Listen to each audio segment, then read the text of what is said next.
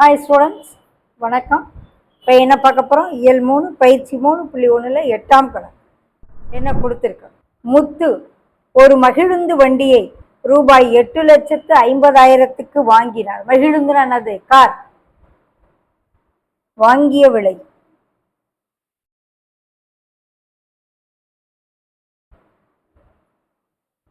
$8,50,000 காரை வாங்கிறார். அதை 25,000 லாபத்திற்கு விற்பனை செய்ய. லாபம் எவ்வளோ வச்சு விற்கணும்னு நினைக்கிறாரு? லாபம் ஈக்குவல் டு 25,000. 25,000 லாபம் வச்சு விற்கணும்னா அதை எவ்வளோ ரூபாய்க்கு வித்திருப்பாருன்னு கேட்குறாங்க. விற்பனை விலை ஈக்குவல் டு வாங்கிய விலை ப்ளஸ் லாபம்.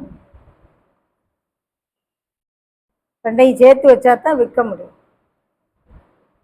8,50,000 25,000 கூட்டும். அப்போ அவர் எவ்வளோ ரூபாய்க்கு விற்றாருன்னா 25,000 லாபம் கிடைக்கும். 8,75,000க்கு விற்றாருனா தான் லாபம் 25,000 கிடைக்கும். ஓகேவா?